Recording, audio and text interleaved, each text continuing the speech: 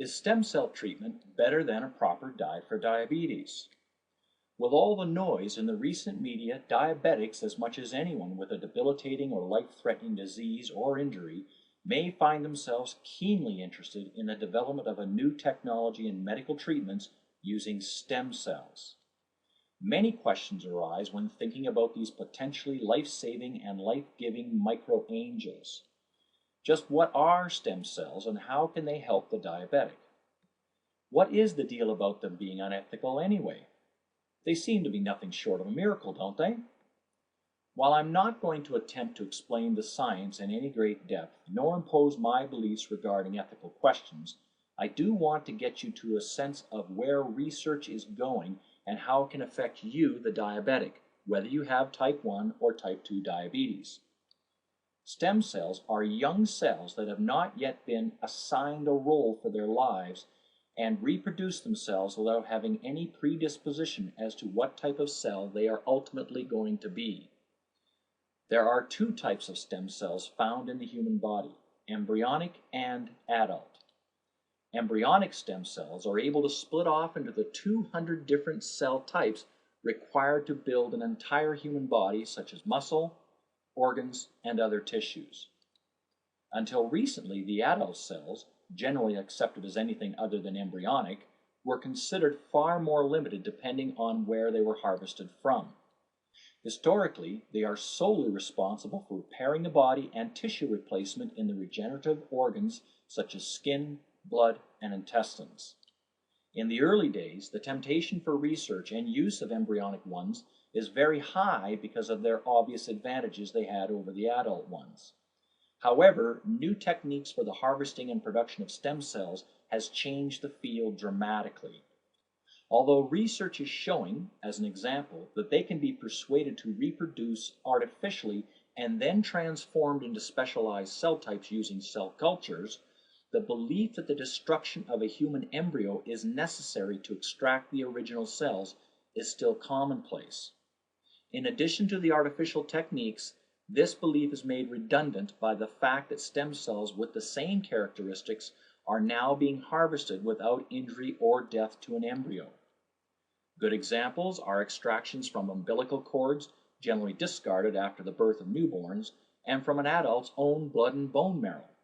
If artificially induced stimulation of stem cell growth or techniques not resulting in fetal death are used, the termination of a potential human life has not been avoided and no one is hurt physically, emotionally, or ethically. As early as the 1950s, stem cell transplantation has been used in the treatment of bone marrow and blood diseases such as myeloma and leukemia. In this treatment, most doctors extract the stem cells from the patient's own blood before and then transplant them back after the chemotherapy kills all cells, healthy along with the cancerous, in the bone marrow. This is known as autologous transplantation. These cells then reproduce and rebuild the bone marrow and the ability of the body to manufacture new blood cells. The therapy has proven to be successful at prolonging life significantly of the sufferers of myeloma. Since the cells are taken from the patient before treatment, the ethicality of it all seems redundant. It is no more unethical than taking a patient's own blood for their future elective operations. Stem cells taken from newborns are being stored for their potential future treatments even now.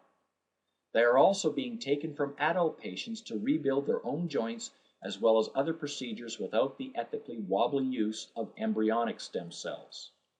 So stem cells are being used successfully as well as ethically. If research is moving into the area of autologous transplantation of adult stem cells and new death-free techniques for embryos, what is the upshot for diabetics with a non-functioning pancreas? Success with stem cells are documented and piling up on a regular basis. Some animals, such as dogs and mice, have been cured of their diabetes with stem cells. Cells extracted and used for stem cell treatment from a man's own testicles have proven to be effective at rendering him insulin-free up to 18 months or so.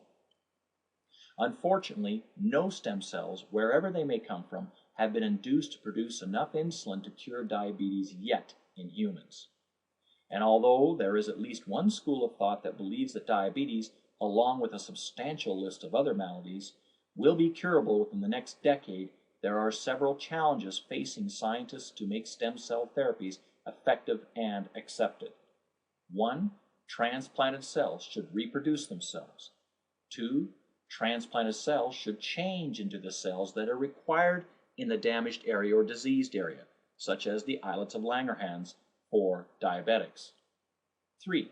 Transplanted cells should survive in the recipient so that there is no transplant rejection. 4. Transplanted cells should blend in with the targeted tissue and not attack host cells or produce tumors. And 5. Transplanted cells should restore function. Until these issues have been resolved, we are going to have to be patient before there is a perfected and approved cure.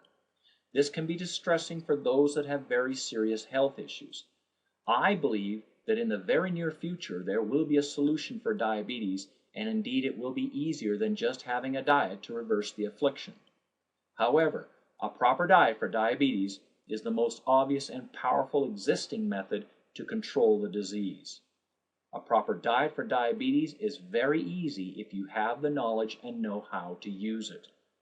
For more information on a way to do this and dramatically affect your health as a diabetic, go to www.dietfordiabetes.ca. That's www.dietfordiabetes.ca. There's a link somewhere on this page. Click on it, go there, enjoy the information, and for now, have a great day. Thanks for listening.